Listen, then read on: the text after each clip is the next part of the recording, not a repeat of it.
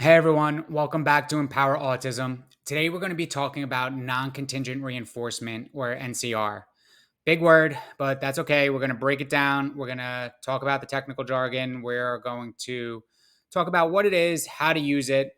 But basically, it's an antecedent intervention. So it's going to be used prior to any behaviors occurring, and it's going to be used independent of any behaviors occurring, right? So it's independent of a behavior. And we use non contingent reinforcement to reduce problem behaviors. So we're going to use it to reduce tantrums. We're going to use it to reduce crying. We're going to inappropriate manipulation materials. If they throw things across the room, we're going to use the non contingent reinforcement to reduce these behaviors. And again, if we're talking about self injury, if we're talking about aggression, you really should consult with a behavioral professional. Just to ensure that everyone is safe, the child is safe, you're safe. But non contingent reinforcement is also going to be used in those types of settings. And it's really a great strategy because there is no risk to using it, right? The risk is that the child gets too much reinforcement. They get too much good things, too many good things, right? So that is not a problem for us, right? It's definitely worth trying. It's a great strategy for parents. All antecedent interventions are a really great strategy for parents, and we're definitely going to talk a lot about different antecedent interventions. But today it's non-contingent reinforcement. So what does that mean?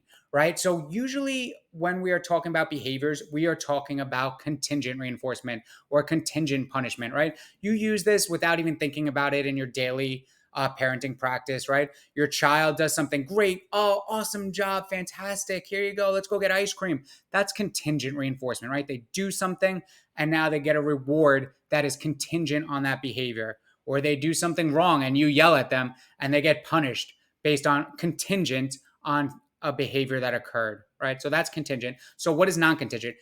Non-contingent reinforcement now is they're getting that reward. They're getting a reward without any behavior occurring. It's just going to happen multiple times throughout the day, right? So why are we using non-contingent reinforcement? What is the purpose of just giving them reward or giving them reinforcers?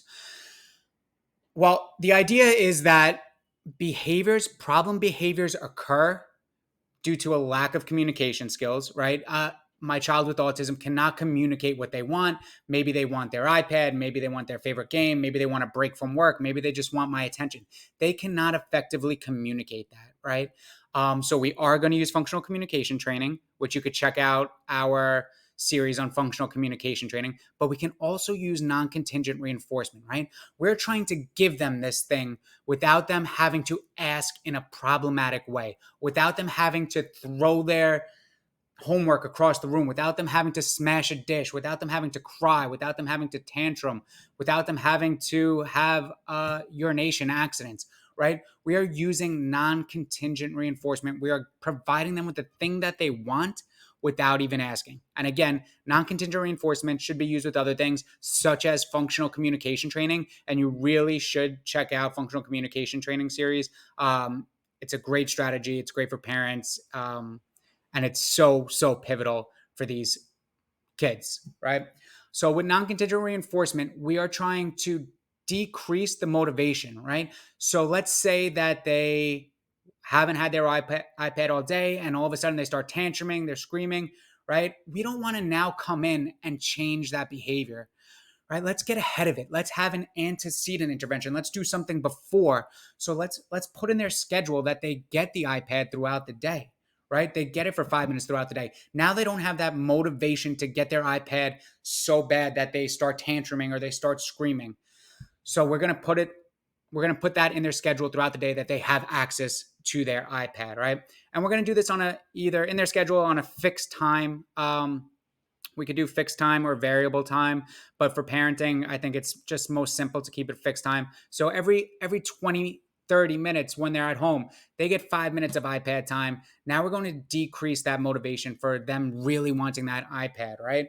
Or maybe it's just your attention that they want. So now we're going to give them our attention every 30 minutes, every hour, and we're going to decrease their motivation to get your attention, right? Maybe they're crying because they just want your attention. Maybe they're doing something bad because they just want your attention, even though it's you coming in to yell at them.